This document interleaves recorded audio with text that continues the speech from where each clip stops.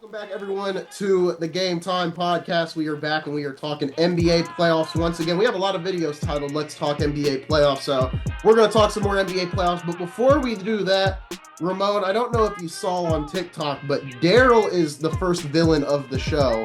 He is the first villain we have on the podcast. We had a TikTok that blew up thanks to Daryl because he said he would take a prime Kevin Durant over a prime Steph Curry, and we had an extended debate on that video that went up a couple days ago. You guys should definitely check that out. I made some good points about KD and Steph. So did Daryl as well. But we were missing Ramon for that episode, so I want to give Ramon a chance to talk about what he thinks about the whole discussion when it comes to Kevin Durant and Steph Curry. What are his overall thoughts about what Ramon said, or not what Ramon said, what Daryl said and what I said.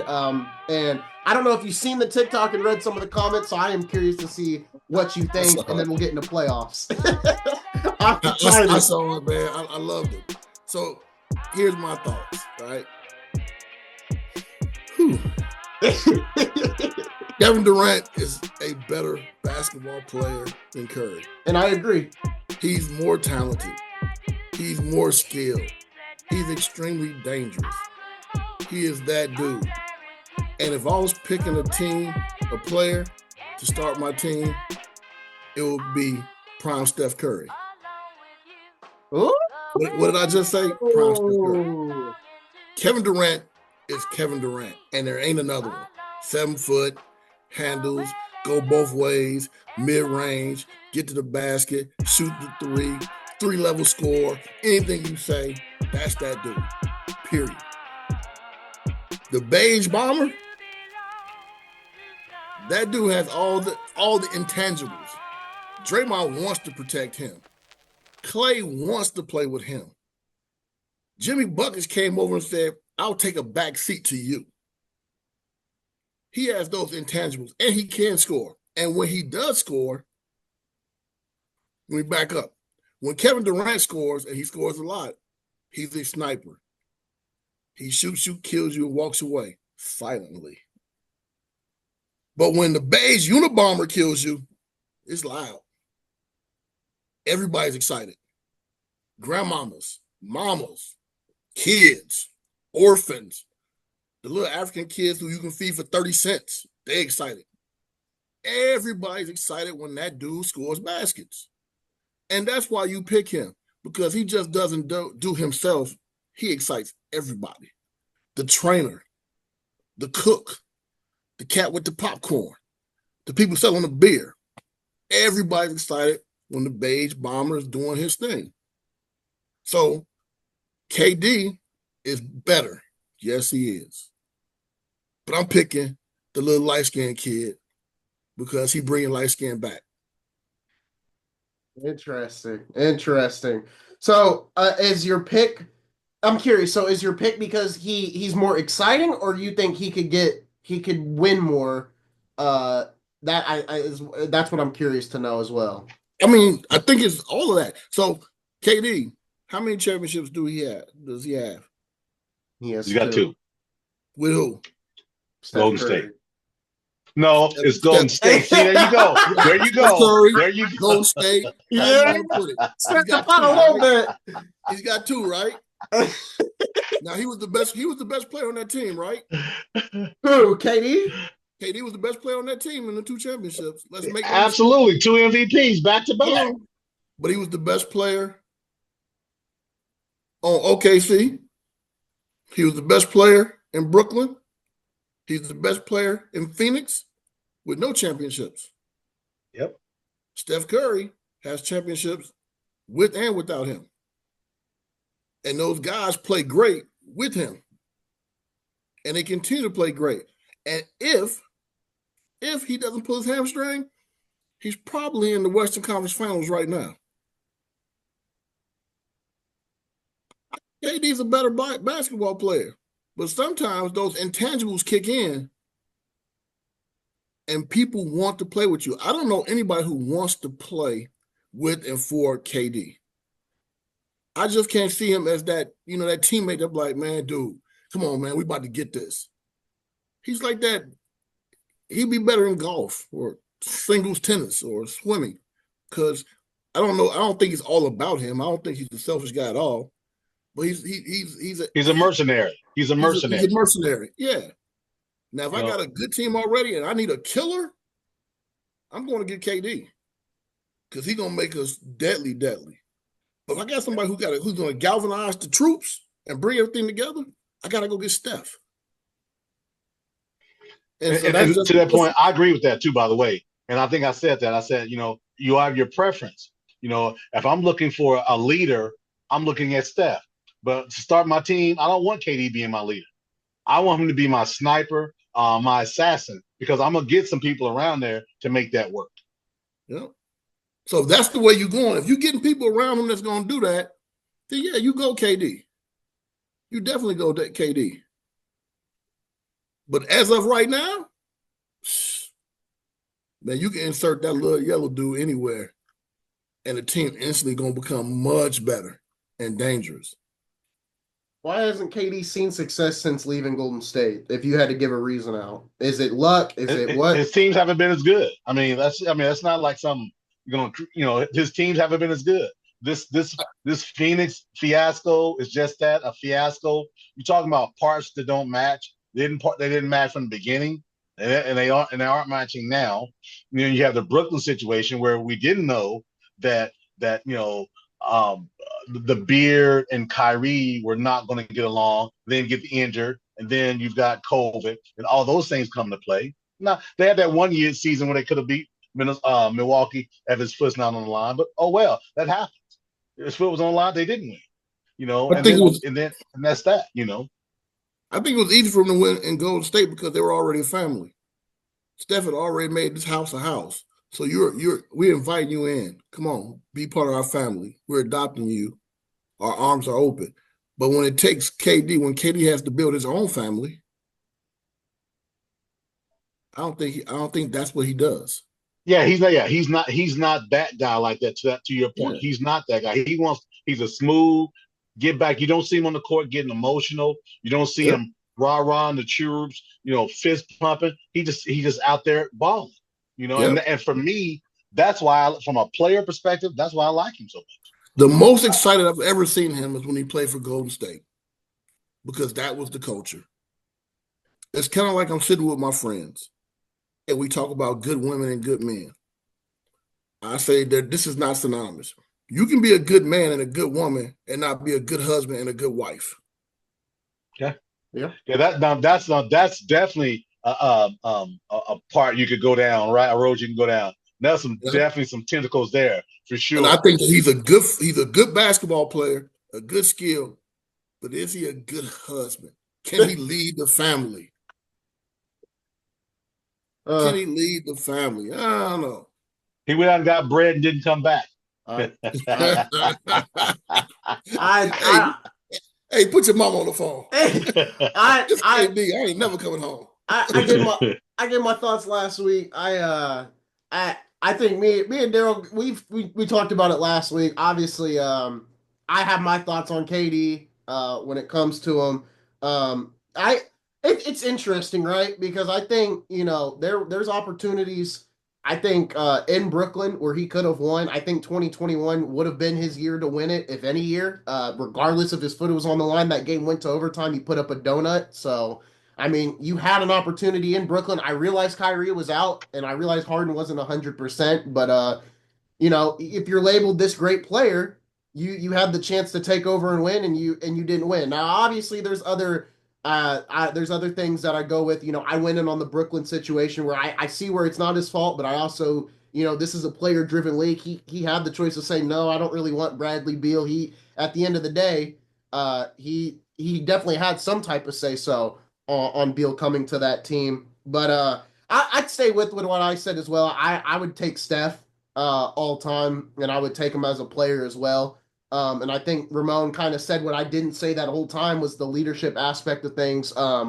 He's definitely got that, something that KD does not have. But speaking of the Western Conference, I think it's only right we transition now into NBA playoff talk. Ramon, I appreciate you giving your thoughts there on a quick thing on that. Go ahead. Hey, Steph, if you see this, man, don't take offense to me calling you the beige bomber. I rock with you. Man, my son light skinned, man. I rock with you for real. It's you, my son, and El DeBarge. My three homies. For real.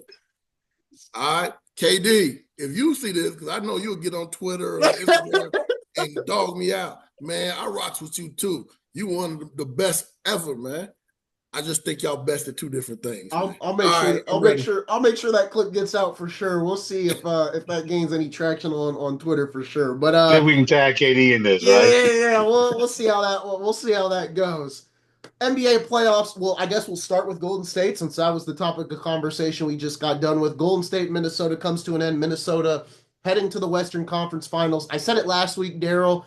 I think for me, I'm just very impressed with how Ant Edwards has been performing, right? His IQ looks better, and you said it yesterday, it's all about prep. And I think he's done an amazing job. His leap from last year to this year, whether it's prep or IQ, he's just a better player. He's been a better shooter. If you look at his stats from last year to this year, he's shooting the ball from three better. He is just a better all-around player. We talk about how there's certain guys that make other players better. Edwards has made Julius Randle look way better in the playoffs than Julius Randle's looked ever in the playoffs this year alone. Gobert's played really well. I'm not going to give him too much credit for Gobert because Gobert's had his bad moments in the playoffs, but he's always been a good contributor. Julius Randle has always been a rough guy in the playoffs. He hasn't done well in the playoffs. This has been his best playoff series, I want to say, since New York back in 2018, if I'm saying that right. But I give a lot of credit to Ant Edwards in this team. Obviously, there's players around him that are making him better as well. But I think overall, Ant Edwards has taken a leap from last year to this year. And I think this is what's going to get this team over the hump when they play Oklahoma City and Denver. I'm going to say it right now. I think Minnesota will go to the NBA Finals based off the performance of Anthony Edwards right now. No, I've got to not disagree at all with the way Anthony Edwards has played over the last two series. The guy's taken the team and put him on his back when they needed to be, but he's also deferred when he needed to defer, and that's, to me, that's a show of growth and maturity from a player who came in the league as a hot shot. A lot of brash, a lot of talk, but he's backed it up this year. Big shot after big shot after big shot. And as I said, when we were in our pod last week, when I said, I didn't think Steph was coming back. And I said, even if he does come back, I still don't think they're going to have an opportunity to win because he's not going to be 100% anyway. And I said, it was going to be a gentleman's sweep. After it was easy to call after Steph out. I'm not, Jimmy the Greek by saying, hey, they're going to, beat, Golden State after Steph was out. But again, it just seemed like that fit for Minnesota versus Golden State was good because Golden State center is the Saginaw Straggler, right? And Rudy Gobert had a little something to prove, a little bit of oomph in this series. I think he played well, and he showed his worth on the defensive side and protecting the rim. And I think Gobert should get a lot of credit as well. He didn't get caught up in the muckety muck, and he played basketball, and that was very impressive. He and Naz Reid, both very impressive front court players for Minnesota in this last series, for sure. Yeah, I like what Ant-Man's doing, and I contribute that to four things, all right? He has an incredible on-the-team guy that he can talk to and look at Mike Conley. Mike Conley is the pros pro. That's great in high school, great in college, solid in the pros. He's a pros pro. So when you're in the locker room with Mike Conley, 17 years of experience, you learn a lot and you get better. All right? So you take a guy like Ant-Man, who's astronomically talented, you put him with somebody like Mike Conley, who has zero ego and willing to teach and mentor, you get better. That's one. Two, I think and two is kind of like twofold because it's two parts to two. So it's 2 and 3. That we talk about experience. That year he spent with the Olympic team and hanging around LeBron and Steph and Curry is incredible. Did we lose my man? No, I'm here. He's here. All right. We hanging around Steph and LeBron, it's incredible, right? You get a lot of knowledge. So in those couple years, you're hanging around with LeBron and Steph every day. You got a pros pro on your team. Maturity changes. You experience things. You see different expectations. All right. So those are the first three. All right. The fourth thing is I think that he can't wait to win a championship so he can talk crazy to Cameron for writing that darn song and dogging him out in that rap song. Yeah. And man, no, he gonna go get Cameron after that Reebok commercial that they had the beef over. So you got an experienced pro with you who's doing a great job mentoring. You're already incredibly talented. You got a chance to be with two of maybe the 10 greatest basketball players ever on a daily basis, basically living with them. So you learn how they work from morning to sunset. And then you got a rapper with a great podcast talk crazy to you after you got a commercial that mentioned him. It's a lot of motivation. No, I'm excited for what Minnesota has going. Darryl, what were you going to say? I was going to just say, because clearly Ramon has been watching our podcast, so he tries to throw in his Mike Conley reference like I threw in last week. When we were talking, if you remember, Isaiah, last week I didn't have my notes with me because I was at the casino spending some time. So I got my notes here, but I wanted to share when we're talking about being a pro's pro, and to piggyback on Ramon just said from a Western Conference perspective. Then I think we can maybe put to bed the Minnesota Golden State. So remember, so Ramon, you weren't on with us when the Saginaw Strangler came out and said, "Hey, stop portraying me as the angry black man." You weren't a part of that podcast, but what I shared, I did some statistical functionality, so to say. And so here's some the comp that I gave was Mike Conley. Mike Conley is 37 years old. Draymond is 35. Mike Conley's played 1,170 regular season games. Draymond's 881. Mike Conley has 0 technicals in his career. Draymond Green has 202. Mike Conley averaged 31 minutes a game. Draymond Green, 28 minutes a game. The difference with what they have is Draymond has 4 rings and Mike has none. Mike played on some decent teams in Memphis, nothing great. And then the last part of this is Mike Conley, a 14-3 and 6 of his career. Draymond's an 8-7 and 6 of his career, right? So if I'm going to talk about representing and being the and he brought up the black man I want to mirror off of is a guy like Mike Conley. Yes, he's a family guy. Yes, he's an Indiana guy, but he's an exceptional example of how to handle your business on the court without losing sight of what's important. So to that point, I know I love to give Saginaw Strangler a lot of grief just because I just do. But these numbers back up what I've been saying with regard to being a respectful player and not having to act a fool to get the attention or the praise that you want. So that's my piece on that. So I know, Ramon, you listened, you watched it, diligently. That's why you threw in the Mike Conley reference. I appreciate the softball you threw. Hey, so, just want to tell you, I love Day. Man, Draymond Green, you a necessary evil, man. I'm glad you're in the league. So I'm sitting with my son one day, and he explains to me what the difference is between a hero and an anti-hero. All right? So Draymond Green, to all us anti-heroes, I rocks with you, my man. Anti-hero, a central character in a story, movie, or drama who lacks conventional heroic attributes. That's us, dog. We ain't got to be like the regular superheroes. We ain't got to be the nice guy. We ain't got to follow the rules. But we are here for the good of the planet. Draymond, man, take my hat off to you, bro. Yeah. One tech every 4 games. Good job, Draymond. Good job to Draymond. No, I don't know. I mean, Draymond's cool. Stuff happens. It is what it is. I do want to move on to the next series. I want to sit on Golden State or Oklahoma City and Denver, since that will be the game 7 that we're getting. I want to go to that one last, if that's okay with you guys. And I want to go to Boston and New York. That is the one that I want to go to next, because there is change on the horizon in Boston, right? There's going to be a move.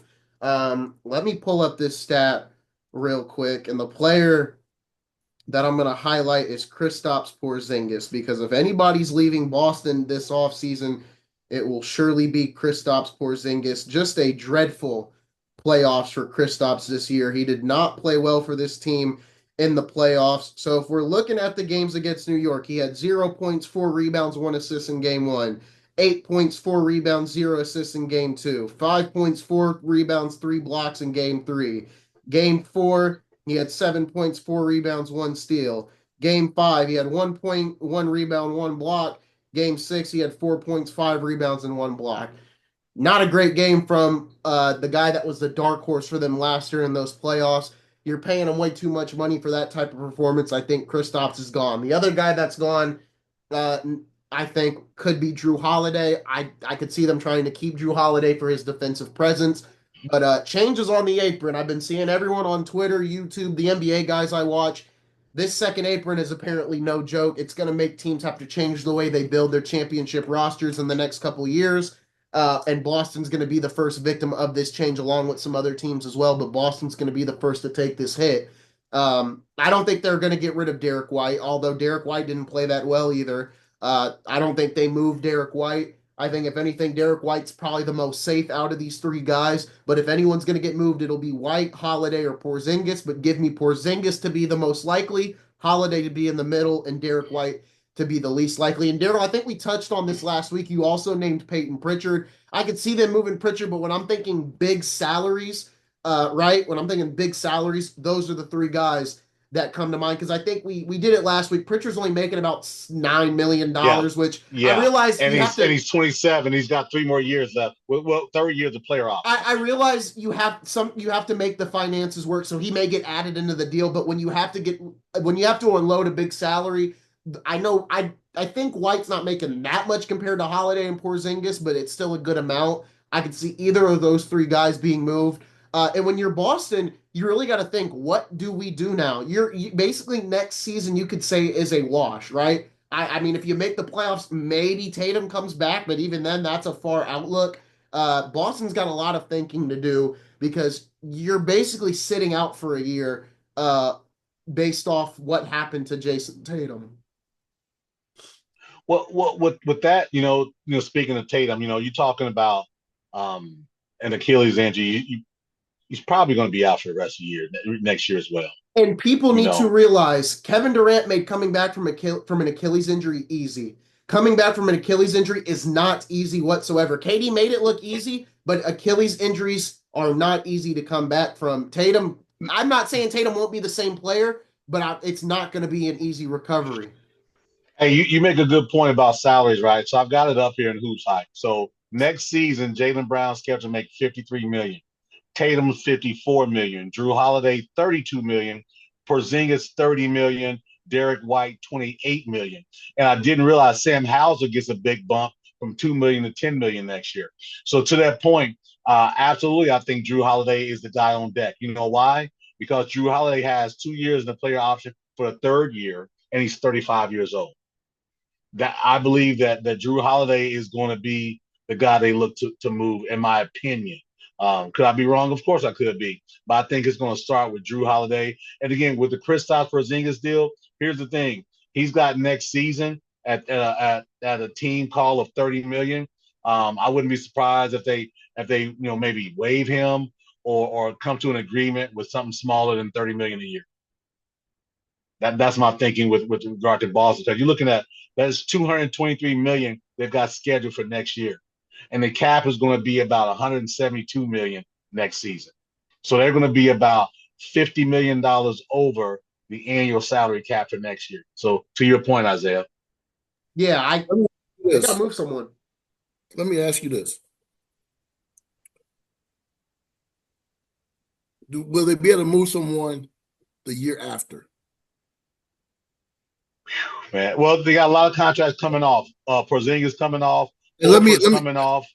And I'm just asking this. This is why I'm asking this, right? So if you move somebody, are you moving somebody to win? I think it's salary at this point. I think it's salary. Yeah. I think it's salary because they have their window, right? So when you move the pieces, you're going to go straight value.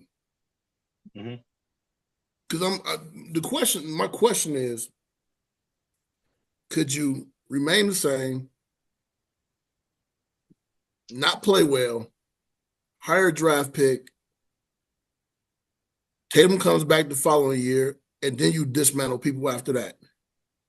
It's funny you say it because Sam Mitchell mentioned that yesterday on NBA. He and Brian Gelstein on XM86. He had mentioned something along those lines that maybe run it back one more year, see what happens next year, and if they don't make the playoff, they maybe get into the lottery and get lucky, Yep. and then you've got Tatum coming back the next season And and then you see what start happens. dropping people.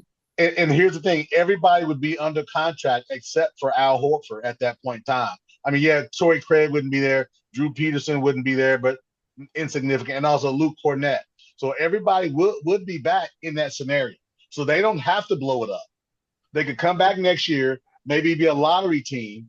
I mean, I think they'll be better than a lottery team They'll make the without Tatum, playoffs. unless they start tanking. And that's a whole nother conversation. We're talking about, what we've been talking about of late. So they can run it back from a financial perspective, at 223 million bucks, and they would just have to sign a bunch of minimum salary guys to fill out the roster.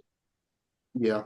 So we've got 10 minutes left here in this segment. So what we'll do let's stay on this Boston conversation, and then we'll talk about Indiana and Denver and Oklahoma City in another segment. And then maybe if we have time, we'll tip into the lottery again a little bit. But you guys both bring up some good points. If Boston can hold on to this unit for another year, I don't see why you don't. I mean, obviously this season didn't go as you wanted. I want to get into the series though. Why, even before Tatum got hurt, why did New York do so well against Boston? What made them win? Because we were talking about it. I mean, everyone was talking about it, right? New York couldn't beat a team over 500 to save themselves in the regular season, and then they played Boston, and obviously the playoffs are different, right? We all say that. What made New York better in this series? And if I'm going to give my early thoughts, I just in watching the games. And I already know where you guys are going, so I'm gonna just say it and then let you guys go deeper into it. Obviously, they take way too many threes, right? They take a lot of threes, and there was a lot of Boston fans that said Tatum's shot selection was not the best, and I agree with that. I think Tatum was taking a lot of forced shots, and there's a guy that I watched, Daryl. I sent you his video about why the Eastern Conference has been weak. It was that same guy. He's a Celtics fan, and he said it's almost like this team gave up on going into the paint. It's almost like, okay, we're just going to shoot threes because that's what we know and that's what we're good at. It did not work this series, and we talked about it very early on in games 1 and 2 that if this team continues to shoot like this, they're probably not going to win this series. And I give a lot of credit to Jaylen Brunson, and I think I said it last week on the pod as well. He is a certified number one option. If you didn't believe it last year, you definitely can believe it now. This man closes games. He is a true closer, and he showed us against Boston in this series for sure. Not to say Boston's a bad team. Obviously the 3-point shot is still, it's the new era of basketball, clearly, but it did not work. New York got their points in the paint, and I think I said this last week on the pod too. Karl Anthony Towns has been a huge contributor for this team as well. And then Mikal Bridges, I don't know if you watched that game, Daryl and Ramon, but Mikal Bridges turnaround in the mid post, wherever, man, that thing only was going through the net. So shout out to Mikal Bridges and even OG Anunoby. This Knicks team, they did the unthinkable. They beat Boston even before Tatum got hurt. They made Boston look like, man, they may have to make a move. They may have forced Boston to make a move at this point based off how well New York played against them before Tatum got hurt. Man, if we go back to the Knicks Pistons, and the Pistons got off and was playing good early, and I made a comment and I said that the guys on the Knicks team that they brought in won't play this bad all the time. That was one of the comments I made on one of our podcasts, that these guys won't play this bad all the time. And guess what? They stopped playing bad. They started playing well, because that's what they were brought in for, to play well, to play tough, to do certain things. They did very, very good at that.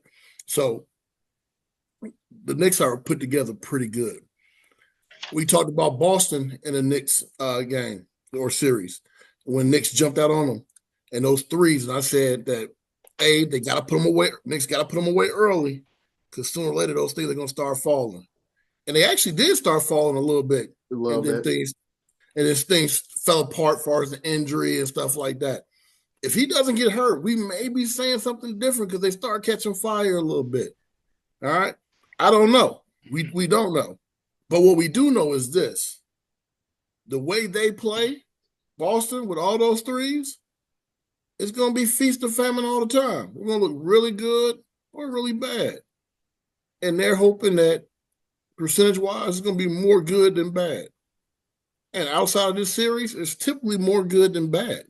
So I can't see them going away from it until it's bad a bunch. Yeah. And they're cool with the bad press or the podcast guys like myself talking about they need to go to the basket. They're good with that. They're confident in who they are. Yep. And they're good with who they are. And those are the type of teams that some fans and some people can't get behind because you're going to always be on that roller coaster. Always. There's one thing I want to mention, and then Daryl, I'll let you get out your points about why New York lost. And my concern, we talked about New York or Boston sticking with this roster next year.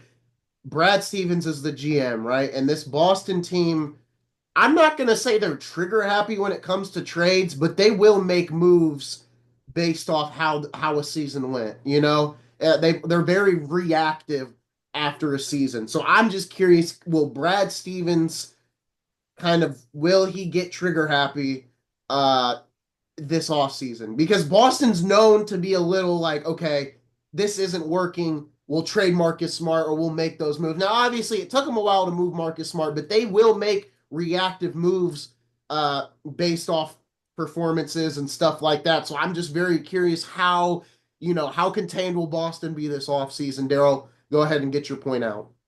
With just Boston. My thought on Boston, New York is, when Boston in game 4, when Tatum got hurt, Boston had a 14-point lead in the second half. New York was walking them down when Tatum got injured. If I remember right, and I don't have it in front of me, but I think New York was up 5 or 7 at that time going into a layup. So that momentum had already swung. And I believe that game was lost, Tatum being hurt or not. I think because the way it went from 14 down to 5 or 7 up, and the Garden was rocking, right? The other thing was Boston kept, when it got tough, they didn't make themselves hard to guard. They pull up threes. You got to make yourself hard to guard in those situations because New York was only playing 7 guys. There's only playing 7 guys, and you shoot early in the shot clock. You kind of made it really easy for New York to stem the tide and make things happen. And on top of that, you miss some threes as well. So I just think it played right into New York's hands. And I think, just to be quite frank about it, I think New York was the better team in this series. Coming back from 20 points down in 2 games on the road, that says something about you. You don't come back from 20 because you're decently okay. New York's a hell of a team, man, and they put up a fight and they don't quit. And that's because of their coach. No, I agree. Missoula is, or not Missoula. Yeah, no, Thibodeau. No, Thibodeau. Thibodeau's a really good head coach. He's always, obviously, he plays his players long. He gives them a lot of minutes, and that's always been a cause for concern. But it's not a cause for concern this year. They're going to the ECF, and when we come back, we are going to preview the Eastern Conference Finals between Knicks and Pacers. Knicks versus Hicks. We're going to preview it next up here on the pod, and then after that, it's Game 7, New York, Oklahoma City. We're going to preview that as well and talk about who we've got winning that. And then we'll even talk about, who would match up better against Minnesota. And then if we have time, we'll go a little deeper into the lottery, let Ramon get his thoughts on the lottery as well, since me and Daryl got to kind of live react to the lottery last week. Don't go anywhere, folks. We'll be back with more content right here on the Game Time Podcast.